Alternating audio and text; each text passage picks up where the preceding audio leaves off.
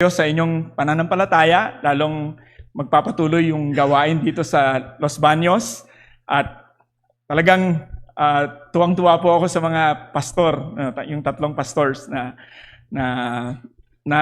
recognize dito sa iglesia. Nakausap ko din si Pastor Nae. Malaking utang ko doon sa servant ng Lord sa aking journey, yung Christian journey ko dito sa mundo. Nagpapasalamat ako sa mga elders na pinaunlakan nila akong magsilbi sa inyo. Kagaya ng sabi ko kay Pastor June, thank you for giving me the opportunity to serve the church that I have a lot of debt, spiritual debt. And I hope that you would benefit from what we're going to study. You guys are blessed because you have good teaching. There's a lot of churches that don't have this faithful preaching of the word. At malamang, alam nyo na yung aking sasabihin. But I want to read 2 Peter chapter 1. Parang preface dun sa ituturo ko ngayon. Na yung layunin ni Peter, kung bakit siya sumusulat sa church. Sabi niya, verse 12, so he has been talking about, encouraging the church to confirm their calling or their election. At pinakita niya, ito yung mga bagay na dapat niyong tingnan. Paano niyo ma-confirm ang election ninyo or yung pananampalataya kung ito ay totoo? And then, sinabi niya sa verse 12, therefore, I intend always to remind you of these qualities, though you know them and are established in the truth that you have. I think it right, as long as I am in this body, to stir you up by way of reminder, since I know that the putting off of my body will be soon as our Lord Jesus Christ made clear to me. And I will make every effort so that after my departure, you may be able at any time to recall these things. So, kung totoo po na kailangan ng reminder sa mga Kristiyano noon, totoo din po yan sa atin. Kaya po tayo nagtitipon every week, di ba? Dahil kailangan natin ng reminder week in, week out. Kaya tayo merong preaching, merong singing of the word, merong praying of the word, and then meron pa tayong Sunday school. Because we all need reminder as much as we need or as much as we can. And so with that in mind, yung title po ng aking ituturo ngayon ay The Love of God or The Great Love of God based in Romans 5 verses 5 to 11. And then we will try to use also Ephesians 2 verses 1 to 10 to complement yung demonstration ng great love ng God sa ating mga nananampalataya.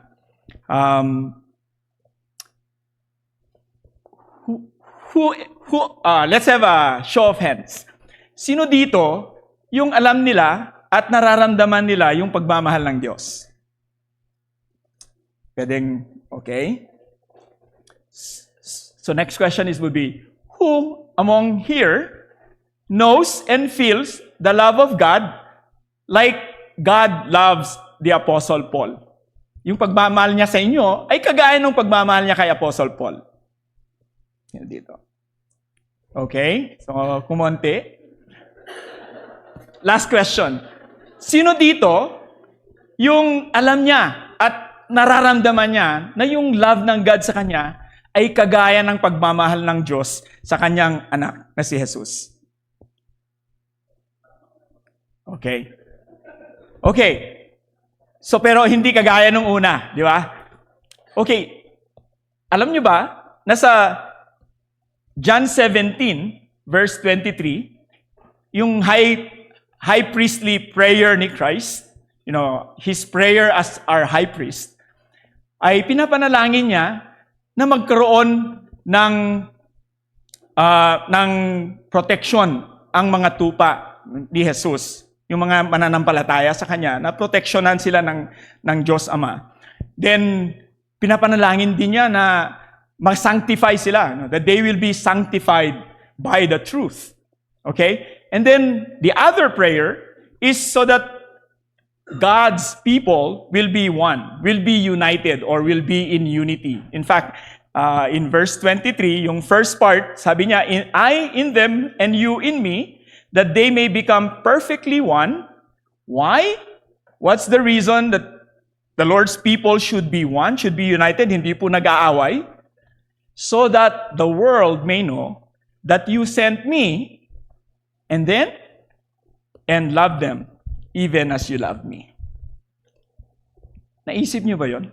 Na yung pagmamahal daw ng Diyos sa kanyang anak, yung sinabihan niya na, this is my son, in whom I am well pleased. And I love him.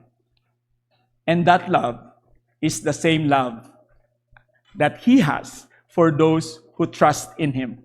Kung kayo ay Kristiyano, yung pagmamahal daw ng Diyos ay kagaya ng pagmamahal ni Jesus sa kanila. Di ba dapat kamangha-mangha yun? I mean, that should be something with you. Ganun ba ang iyong pakiramdam? Yan ba ay totoo sa araw-araw na buhay mo? Naiisip mo ba yan sa araw-araw na buhay mo?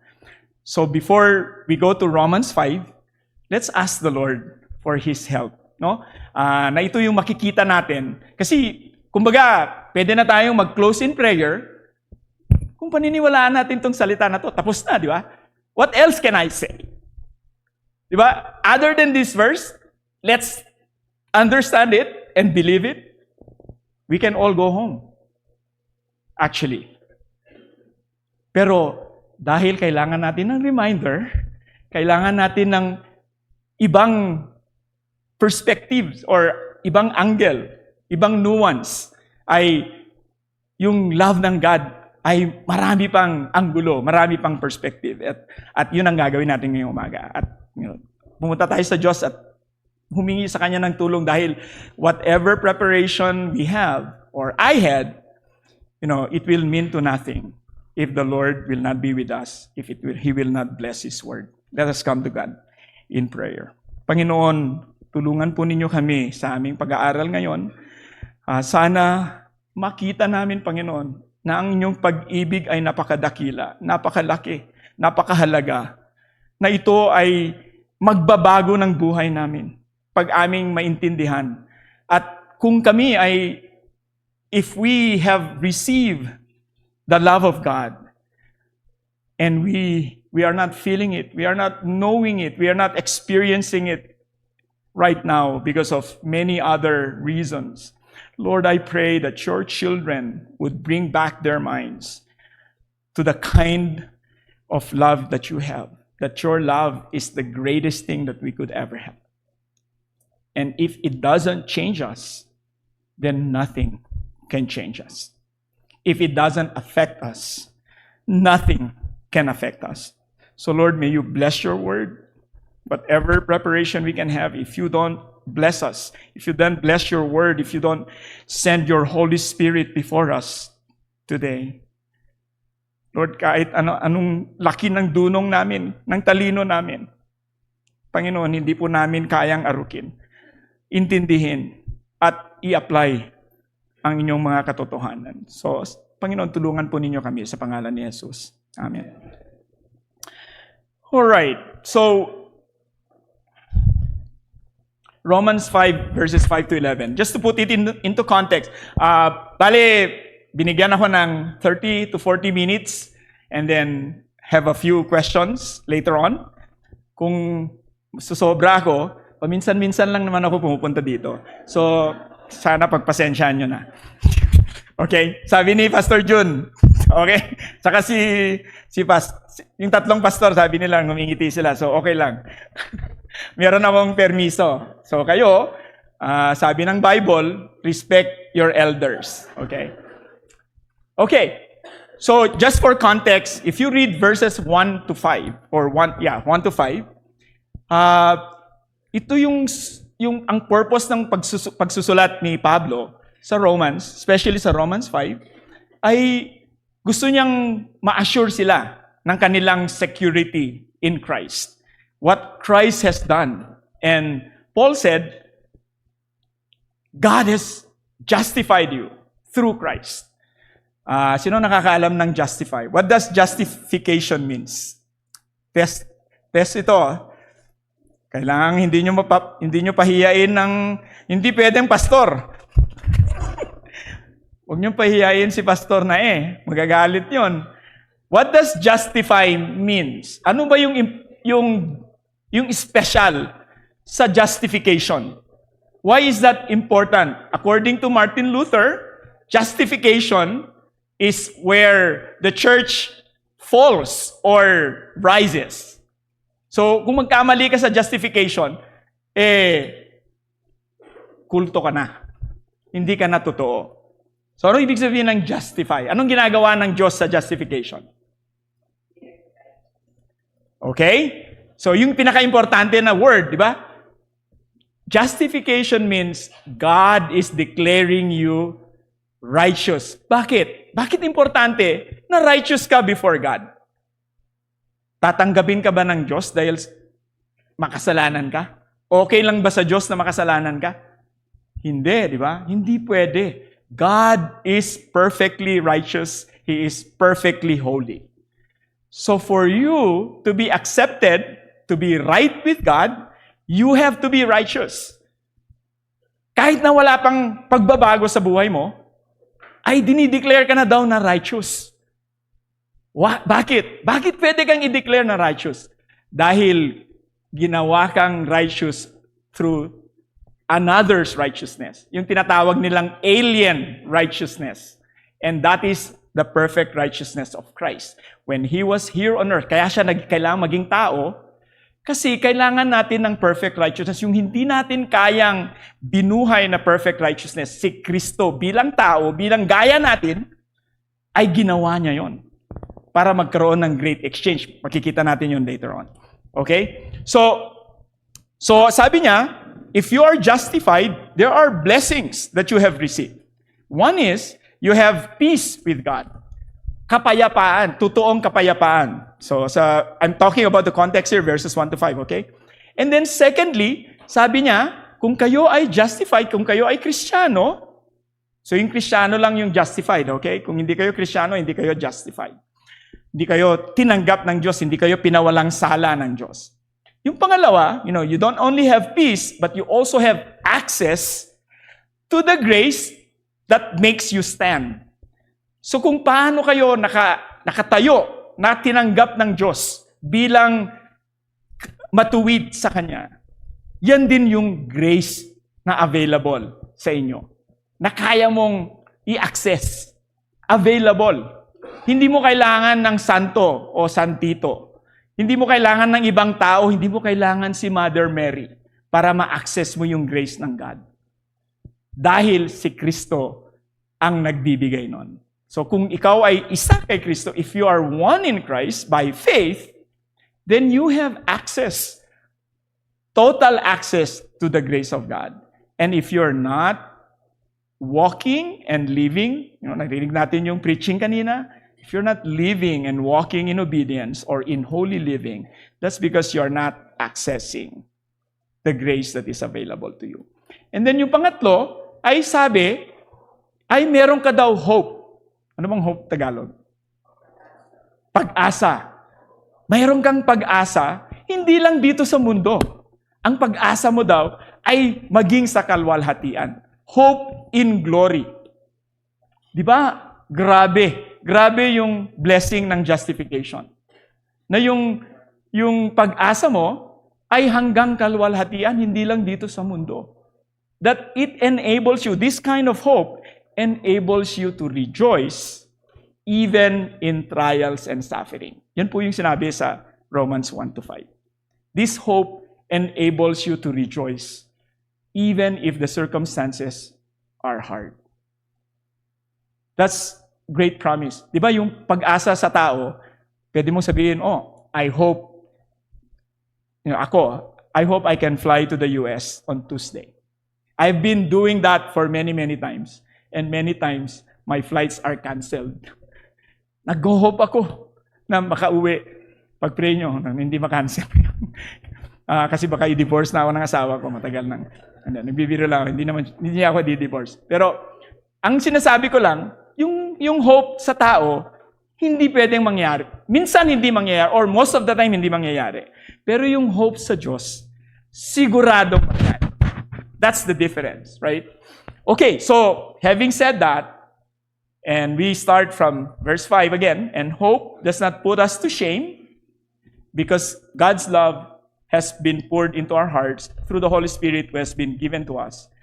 Verse 6, for while we were still weak, at the right time, Christ died for the ungodly, for one will scarcely die for a righteous person.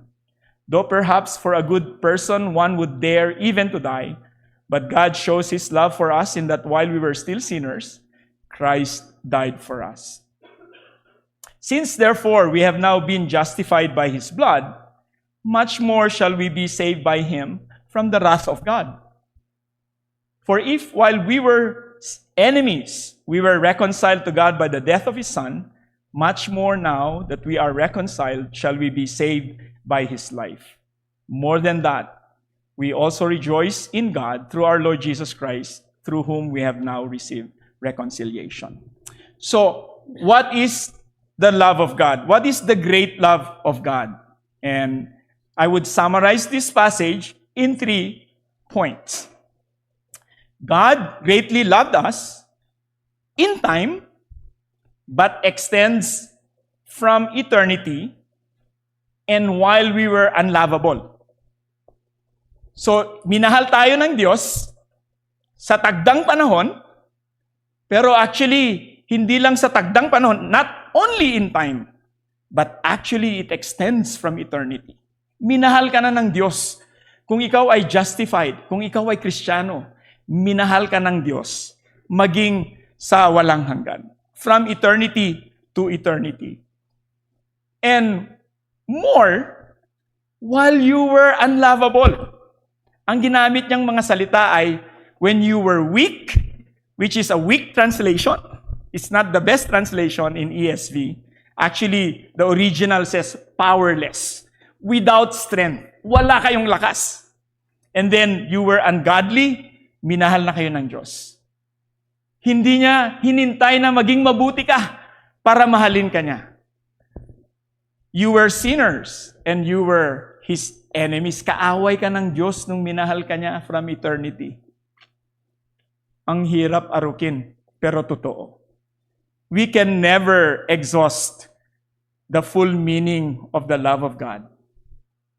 And yet, I hope we can appreciate it. We can have a measure of understanding that would change your life. Or if you have received it, that it will continue to change your life. Continue to transform and sanctify you by the power of the Holy Spirit and through His Word. Kagaya ng sinasabi ni Pastor June kanina. And then secondly, God greatly loved us with Christ dying in our place. Okay? A substitutionary death. And then, thirdly, by reconciling us to God Himself or to Himself through Christ.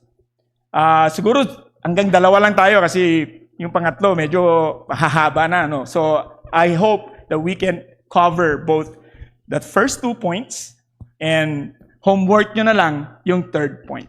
Okay? Tatanungin ko kayo through Facebook. Okay. Okay, so the first point, God loved us in time. So yung word na for while is also can be translated for when. Kailan?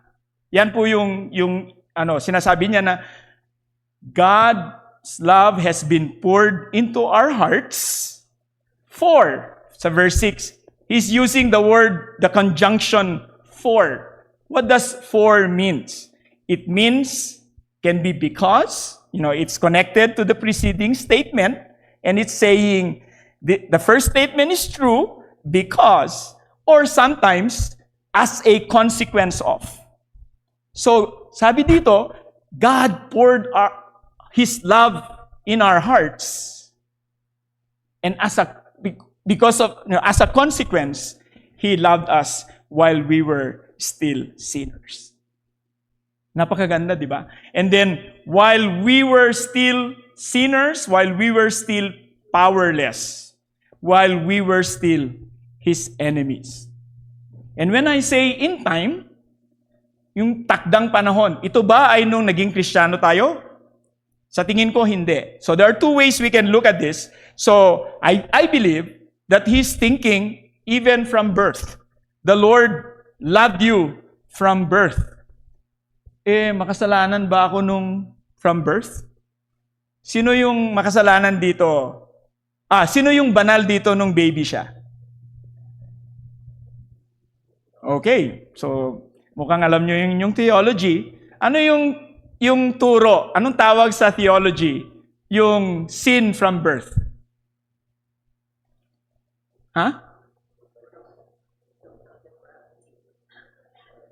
Total depravity, that's the consequence of this theological concept. What is the sin of Adam? Di ba? Narinig nyo na yung original sin? So, the reason why we sin is, the reason why we are sinners, why we commit sin, is not because we are committing it. Hindi tayo makasalanan dahil nagkakasala tayo. Tayo ay nagkakasala dahil nasa nature natin yung sin. It's in our hearts. It's in our total being. Every part of our being is stained by sin because of original sin of Adam. Romans 5:12, diba? Therefore, just as sin came into the world through one man, and death through sin, and so death spread to all men because all sinned. And so, do you agree that a baby is a sinner?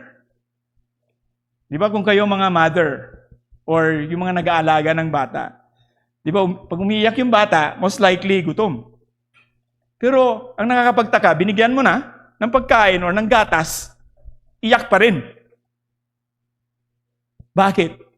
Kasi selfish yung bata. Gusto niya ng attention mo lagi. Sin of Adam. At saka isa pang proof na makasalanan yung bata, dahil namamatay yung baby. Di ba? Pag namamatay ka, dahil sinful ka. You are sinful by nature. So, that's our predicament. And then, Psalm 51 verse 5, this is what David said. Behold, I was brought forth in iniquity, and in sin did my mother conceive me. Nung ginagawa pa siya ng Diyos sa sinapupunan ng kanyang ina, ay he's already sinful. So that's the original sin of Adam. Oh, my question? Okay, good. Okay, so yun yung unang pagmamahal ng Diyos. Na kahit na makasalanan ka sa sinapupunan ng iyong ina, minahal ka na ng Diyos. Dapat kamangha-mangha na yan sa atin. That should amaze us of the love of God. But actually, we can even extend this love of God. It's not just in time, but actually in eternity. Kung ikaw ay minahal ng Diyos sa tagdang panahon, sa inyong birthday, in a specific place and time, actually God loved you from eternity, according to Ephesians. Pareho yung author, si Pablo, so hindi siya salungat dun sa Romans 5, right? So we can even extend that because sa Ephesians 1, verses 3 to 6. So I'm not going to read everything, but Paul said, if you are in Christ, if you are united in Christ, if you are in union with Christ, then every spiritual blessing is yours. So minsan, ang generation natin, ang understanding natin ng salvation ay, nanalangin ako nung isang araw, ganitong time, ganitong day, ganitong place, ay nanalangin ako, Kristiyano na ako. Hindi natin nare-realize na maraming aspeto yung salvation. And Paul enumerates, if you read the whole chapter 1, okay, it enumerates all the spiritual blessings that you have in Christ. And one of that is the first one, yung tinatawag nating unconditional election. Nung pinreach ko po itong text na to, hindi masyadong tinuturo yun sa iglesia na yun, kaya hindi ko ginamit yung term. Pero ginagamit ko sa inyo kasi I hope you know the term. Sino nakakaalam ng unconditional election? Okay? That God has chosen you from the foundation, before even you were made, before the foundation of the world. That's what verse 4 says, right?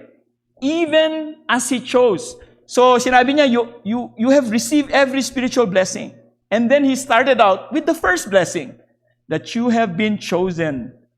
Pinili ka in Him before the foundation of the world, that we should be holy and blameless before Him.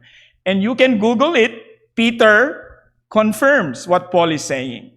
So, pwede mong elect according to Peter. And then makikita mo yung mga verses. Okay? So, hindi lang si Pablo. Pati si Kristo, sinabi din niya yan. Mamaya, makikita natin yung mga ibang verses. And then verse 5. In love, He predestined us for adoption to Himself as sons through Jesus Christ. According to love. Dahil sa Kanyang pagmamahal, pinili ka na niya from the foundation of the world. He predestined you. Ngayon, alam nyo, hindi popular itong turo na ito. Dahil parang, di ba unfair naman yung Diyos? Ba't siya pupili ng iba? Or pinili niya ako, yung iba hindi niya pinipili? Why does God choose others and not others? Honestly, I don't know the answer. It's just that that's who God is. He has the prerogative. And in fact, according to Paul, in Romans 9, He has mercy to whom He has mercy. And He has compassion to whom He has compassion. Why? Why do we need mercy? Because if God did not choose, then all of us will go to hell. And we deserve it. Kaya magpasalamat ka sa unconditional election. Kasi kung hindi ginawa ng Diyos yun, wala kang salvation. You don't have salvation. And God will still be God. God will remain in His throne. And you don't want Him. Sino dito yung magsasabi na He sought God first? Who can say that? That before God sought you, you were seeking Him. Sino dito makapagsabi nun? Diba, kung kinakanta mo yung Amazing Grace, yun ang sinabi ng Amazing Grace. You were not seeking God. God sought you first. And that's the only reason why you sought Him. That's great love. Okay, so, yun yung isang point sa election. Pero may isa pang question. Kung totoo yung election, ba't pa tayo nag-evangelize? So, sinong nag-evangelize dito? I hope all of us are doing our part, whatever it is. It can be praying. That's okay. It can be just inviting people to church. That's okay too. Or you have enough knowledge to share the word or the gospel. That's okay too. Or you can share your testimony. Kahit na hindi lang sa salita, kundi sa gawa. Pag nakikita nila ang pagkakaiba mo, merong impact yon. Ginagamit ng Diyos yon. You don't have to speak of the gospel. In fact, your life is more important first. Because if you speak the gospel and your life is not consistent with the gospel, then you don't have credibility. You should not speak of the gospel. It's better. experience first the love of God that changes your life. And then you can speak it with conviction and authority. Okay, so nasabi ko na kanina na unconditional election is incomprehensible. But what is the posture of those people whom God has chosen? Ikaw ba ay magsasabi, alam mo, chosen ako Chosen ako, ikaw hindi. Mapalad ako. Pinagyayabang mo pa. Or pwede rin na ang effect sa'yo ay chosen naman, may chosen naman pala yung God, hindi na lang ako mag-evangelize. So we do evangelism because God commands it, right? So actually in church history, if you know your church history, the most ardent evangelists in church history are those who believe unconditional election. Why? Because it motivates them.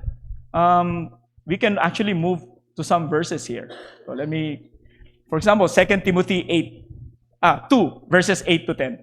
So sinabi ni Pablo, yung tungkol sa gospel. And then sabi niya, the gospel is not bound. It's not bound.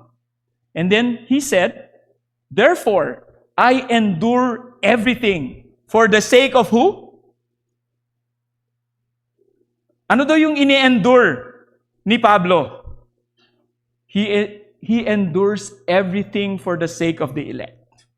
He is doing everything for the sake of the elect. Motivation niya yun dahil alam niya na merong tatanggap ng ebanghelyo. Gaano man yung pagkakasala mo, gaano man karumal-dumal yung ginawa mo sa buhay mo, if God loved you, He will save you.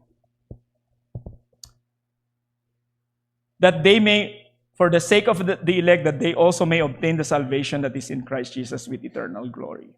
And then these are some of the other verses. I don't have to go through them. You can list them down, and then that's part of your homework too. Okay, si Ate Jean mag-check. At saka si Ate Myla. At yung mga anak niya. Okay? And then i-check din ng mga pastor nyo. So ito pa yung mga ibang verses. So Mark 13:20, that's Christ. So Christ said, for the sake of the elect, the AD 70, war between the Jews and the Roman Empire was shortened for the sake of the believers, for the sake of the elect. Okay, ang gusto ko lang sabihin, and then 1 Corinthians is also a very beautiful verse on election, right? That God chose ang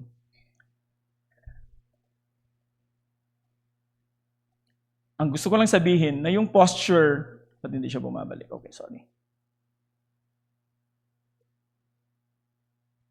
Yung posture ng elect ay humility to the praise of His glory. That should be your posture. It should make you stand in awe of the greatness of the love of God. That He chose you, even while you were unlovable. Okay, so balik tayo dun sa ano namang klase tayo, no? Why we are unlovable. So, unang-una, while we were still weak, or the right translation should be powerless.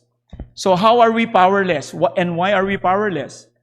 Ang explanation ni Ephesians 2, because in sin, in Adam, we are dead spiritually. So, in that sense, we are powerless. We can never do anything spiritually good that is acceptable to the Holy God. That's the reason why you are dead. It doesn't mean you're dead spiritually. You're not doing anything. In fact, what it means is, when you are dead spiritually, you're doing everything against what God wants. That's a spiritually dead person do. You don't care about the Lord's command. You don't care about God's principles. You don't care about whether you want to please Him or honor Him. Why? Because yun yung tinatawag ni Ate Jean, total inability. You are powerless. Total moral inability. You can never do anything good that will make you acceptable to God.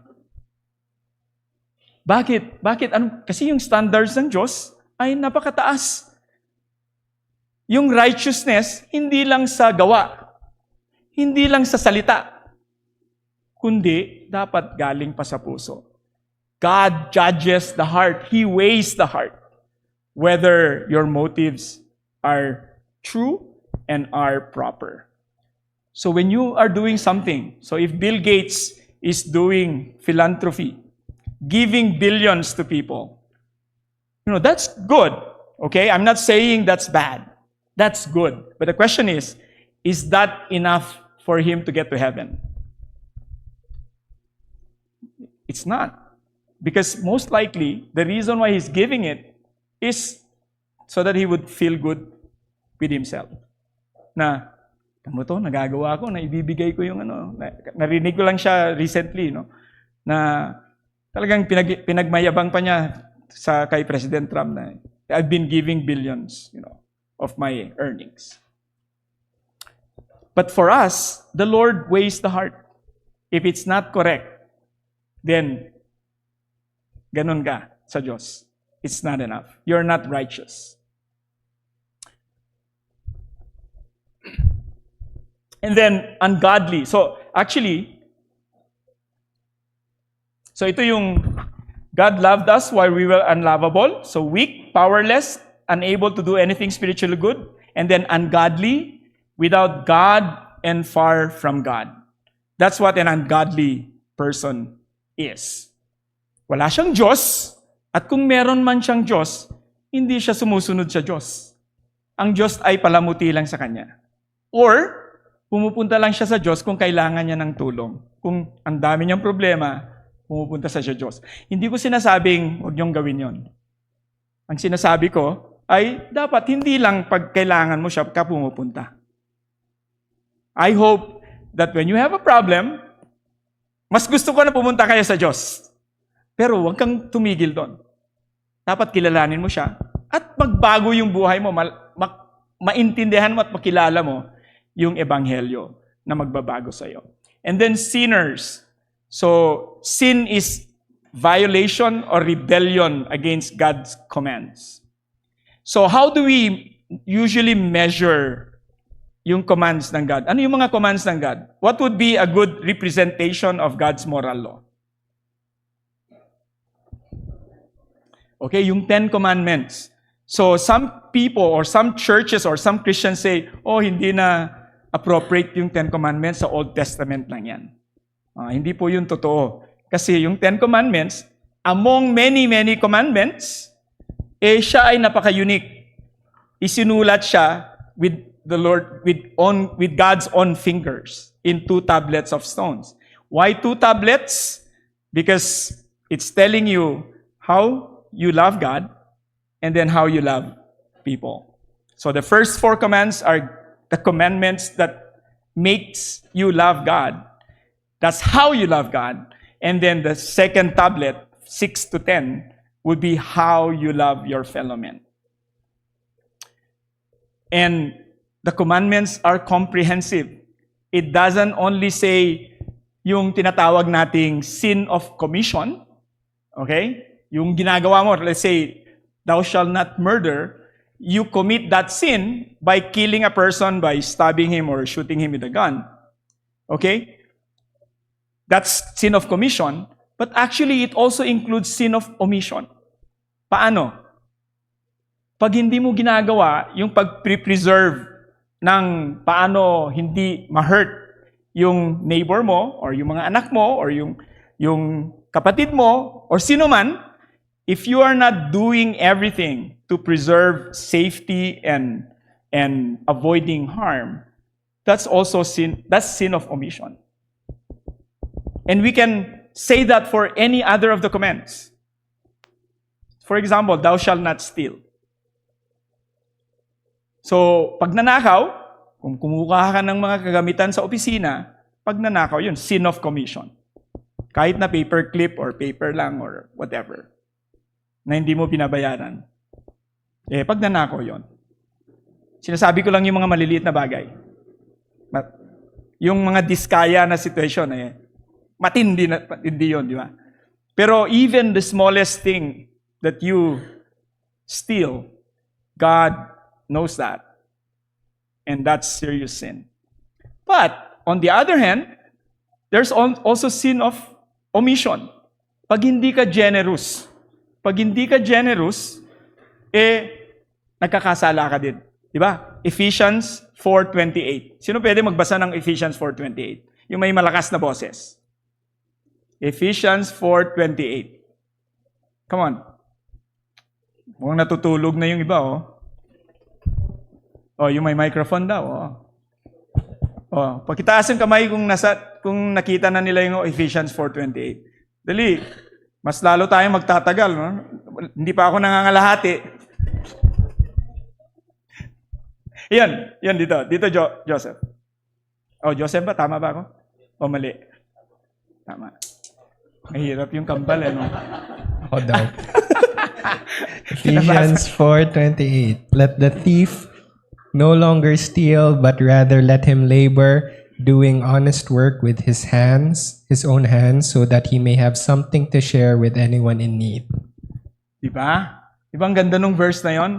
Let the thief no longer steal, but instead labor with his hands, so that he can also share. So if you're not doing that, if you're not, and you say, hindi naman ako nagnanakaw Pero ang, ano bang tawag doon? Ang kuripot mo, magnanakaw ka rin sa mata ng Diyos. So we have to be generous. Ganun din sa committing adultery, di ba? Sinasabi mo, wala naman akong asawa So kaya hindi ako magko-commit ng adultery. Pero kung ikaw ay tumitingin sa pornography, which is a very rampant sin in our society right now. And I'm talking to you, Christian. Some of you, because no one is seeing, because you think no one is seeing, and you're tempted to look at pornographic material. That's sin in the heart already. God hates that. God is not pleased. So if you're having that problem, confess it to someone. This is a sin that is hard to overcome without somebody knowing. Somebody you can trust. If you're dealing with pornography, whether you're a woman or a man, I don't care. In the US, pareho, babae, lalaki, ginagawa yan. Because it's so available. The internet. There are a lot of good things that the internet brings. But this is one of the bad things, evil things, wicked things. And even pastors have fallen into this kind of sin. So don't ever underestimate that. So I'm begging with you. If you are dealing with pornography, wag mong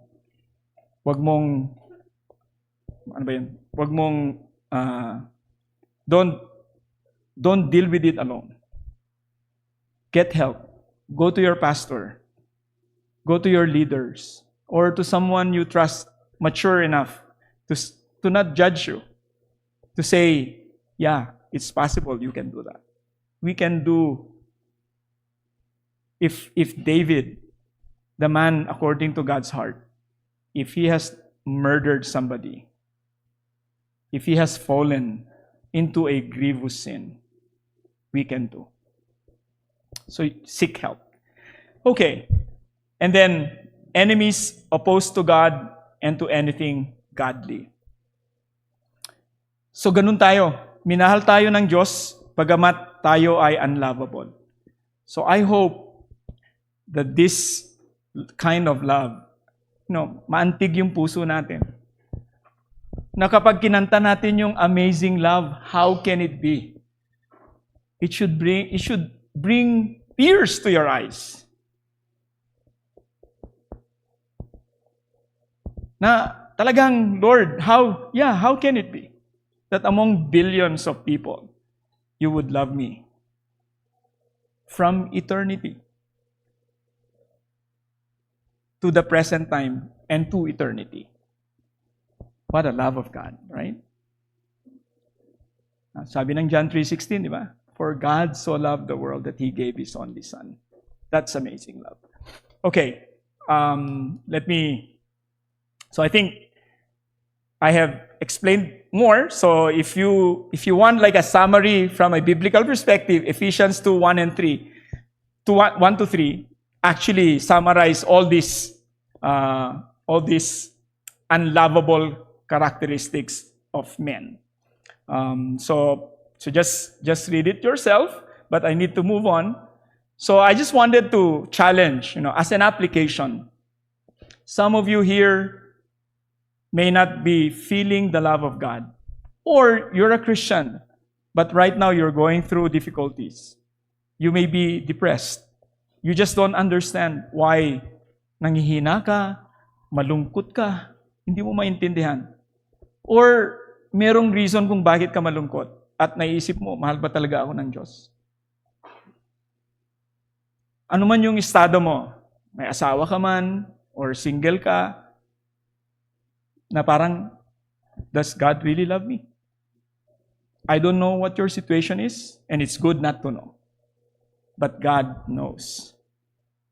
And if you're going through difficulties and you're not feeling the love of God, and you're a Christian, go back to this. God loved you. Or, hindi ka Kristiyano kasi iniisip mo, hindi ako mabuti. Marami akong kasalanan. I have a lot of grievous sin. Mga karumal-dumal na pagkakasala. Kung alam mo lang, Brother Carl, hindi mo maiisip na maliligtas ako. Itong mga kanta, this is consistent to what we have been saying. God loved you while you were still a sinner. God is not asking you to change before you come to Him. Jesus said, I came to call the unrighteous. I did not come to call the righteous, but sinners, enemies, ungodly people, wicked people.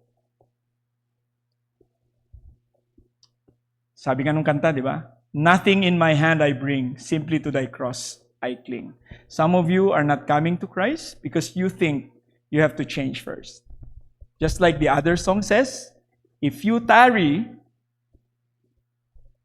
till you're better, you will never come at all. Hindi ka pupunta sa Diyos. Kasi, di ba? You are dead. You cannot change yourself. That's the reason why Jesus said, I came for the unrighteous. I'm not asking you to change because I am going to change you. That's the wonder of grace. That when you come with all of your sins, with everything that you have done in the past, the present, and even in the future, God can forgive you. Because this moves us to the second part.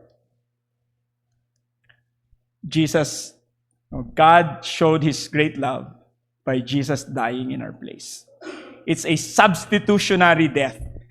Jesus did not die on the cross. He was not executed by the Romans because he was a criminal. Instead, no. He was not a criminal. He died for somebody's sin. And that is your sin, my sin. If you are in Christ, Christ died in your place. That's how great the love of God is. He died in your place, substitutionally. Merong great exchanges. Sinabi ito ni Pastor Jun kanina, di ba? Sinabi ko rin kanina, tayo ay makasalanan, kailangan natin ng righteousness. So, who gave that? Jesus. Sometimes we only think of the righteousness of Christ by His death. No, we need to think of His active righteousness. Yung death niya ay tawag ay passive obedience or passive righteousness. Kasi from the word passion, namatay siya. Okay? So we need that because when He was dying on the cross, what was His cry? What was His cry? He said, my God, why have you forsaken me? Kasi yung galit ng Diyos, yung equivalent ng hell, ay na-experience ni Christ sa krus. Not only physically, but also spiritually. God the Father forsook Him because He poured His wrath on the Son, and the Son took it. And it's special because of who Christ is. He is the Son of God, fully man. He has to be both to be your perfect Savior. Kasi siya lang yung walang bahid ng kasalanan. Siya lang yung sacrifice niya ay sufficient for the elect, sufficient for those who would put their faith in Him. He has to be God. He has to be man because we are men. We are humans. And He has to be God because it has to be satisfactory to the Father. It has to be both. This person left the glory of heaven in His humanity. And He came to a world that is full of sin, full of sickness, full of death. That's the world He came to dwell. But He has to do it for our sake. He has to do it for your sake. For those who would put their trust in Him. The death of Jesus, on the cross, it maximized the pain, the physical pain. When He was hanging on the cross with pierced wrists or hands, and then His feet, dinesign ng mga Romans na talagang excruciating pain, and it should be slow. Dahan-dahan ang pagkamatay mo. And so, when He's hanging there, He would have difficulty breathing because His weight would make the lungs contract, or the chest cavity would contract, and the lungs would not be able to expand to gasp for air. So for Him to have some air, He has to lift Himself. So, ipupul niya with His nail-pierced hands and feet, and ang daming mga sensors na mararamdaman niya yung sakit nun through His nerves. And then He has to go back because He's exhausted. And then do it again. Cycle. And that's the reason why the Romans, dahil malupit sila, pero meron pang konting awa, binibreak nila yung bones, yung paa ng mga kriminal para mamatay sila kagad. Hindi na sila makahinga. Pero Christ, with Christ, that did not happen. Remember? No bones were broken. But that's not the worst in Christ's death. The worst is the spiritual aspect of His death. When His Father forsook Him, there was temporary separation in the human person of Jesus and God, the Father. In His divinity, there's no separation. Okay? It's in His humanity that He felt the separation like hell, the equivalent of hell. That's the most difficult thing in His death, not just the physical pain. Yes, the physical pain was real. It was hard. But the hardest is the spiritual pain because He was separated. He felt the equivalent of hell. That's the separation of the humanity of Christ. And so, sana Ano bang dapat maging epekto ng pagmamahal ng Diyos sa atin? How do we appropriate and experience the love of God? So, Ephesians 2 verses 4 to 10 would summarize and conclude us. Thankfully, marami nang masaya, no? Biglang gising yung mga iba. Matatapos na rin tayo. Nagbibiro lang. So, kung titignan nyo, verses 1 to 3 ay yung you were dead, okay? You were dead. You were walking in accordance to the ways of the world, according to the prince of the power of the air, who is Satan. Siya yung boss mo. And then you are by nature the children of wrath. Dapat kinamumuhian ka ng Diyos. But the good news is, yes, you were so unlovable. But, napakagandang word. But God. Beautiful words. But God, being rich in mercy, because of the great love with which He loved us, even when we were dead in our trespasses, made us alive together with Christ. That's your hope. That's your only hope. If God will not quicken you, will not make you alive, will not regenerate you, you will never come to God. You will never put your faith in Christ. You will never repent of your sin. That's why you need to be born again. That's why Jesus said, you must be born again if you want to come to the kingdom of heaven or the kingdom of God. Can we do that? Can you make yourself born again? Or even just the physical thing. Can a baby make himself be born physically? A baby can't do that. Ganun din sa spiritual realm. It has to be done for you. It's the work of the Holy Spirit. And so, what can you do? We are all desperate of that. We cannot do anything except God said we can pray for it. You can pray that God would give you a new heart, would regenerate you. You can do that. So I think that's the first application. We can cry and pray for it, that He would be gracious. And He is gracious. Jesus said, whoever comes to me, I will in no way cast out. I will not reject him. I will accept him and forgive him and give him life. I will raise him up on the last day. John 5:37. And then Jesus is inviting you. He is resurrected. He died, yes, but He resurrected again.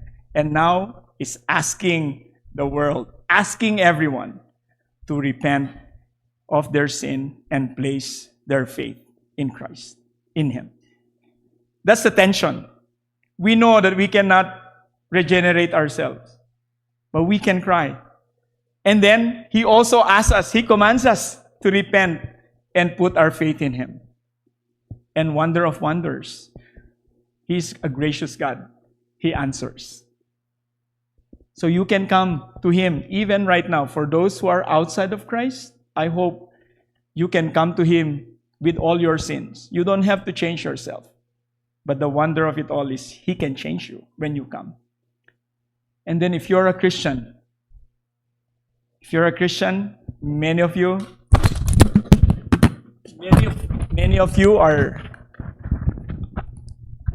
are Christians here. The requirements for membership in this church is high. So I'm sure you have most of you would have credible professions of faith. And I assume that you are a true believer. If you are, I pray that it doesn't stop. You keep coming to Christ. You keep repenting. Even Martin Luther said that. A Christian is a repenting sinner. You don't stop repenting. You don't stop coming to Christ. That's the reason why you need the gospel every day. You need to preach the gospel every day. And that is what's being preached here, thankfully, right? You should be thankful for that. You should be grateful to God. Dapat magpasalamat po kayo sa mga leaders nyo. Alam mo, nung nakikinig ako kay Pastor Jun, talagang sabi ko, wow, the Lord is really blessing this church. He has raised good leaders. When Pastor Ike is praying, when Brother Facundo, I was listening to him leading the prayer meeting. Church, you are blessed. Thank your pastor. Encourage them. Pray for them. They need it. Mahirap po maging pastor. Naging pastor din po ako, lay pastor sa church namin sa Ogletown. And I stepped down because I left the church to help a smaller church, a plant, church plant. And then I came back and I'm being considered again. But, it's a process. We have new pastorate, so may mga bagong policies. But I have experienced it. It's hard. To be a pastor is wearisome. Yung pag-aaralan lang ng salita ng Diyos. And then you're dealing with sinners. The church is a hospital of sinners. And I want to encourage my brothers, thank you for what you're doing. And the Lord is good. He will give you the strength and the stamina to continue. And you're blessed that you have multiple elders. That's the New Testament model. Thank God, Grace Baptist Church is modeling it. We need to have multiple eldership or multiple pastors. So with that, let's just pray and then we'll have some question and answer if you still want it. I know I have nag-overtime na ako. So let me just ask the Lord for His help. Lord, we come to you. I pray for the believers here, for this church.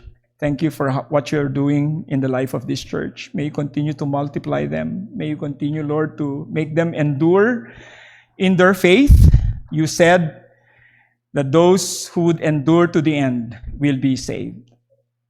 One of the proof that we are a Christian is that we will be preserved till the end, that we will endure in our faith. I pray that, Lord, you would give the grace and the energy to the leadership, Lord, to the membership. May you glorify yourself in this place. May you bring more sinners to yourself through this ministry. Oh Lord, we cannot do this. We cannot. Lord, we are empty vessels aside from Christ. We are nothing apart from Christ. So I pray that Christ would be honored in this place and that His lampstands continue to light, burning in this church. Help them. Help your saints. We pray this in Jesus' name. Amen.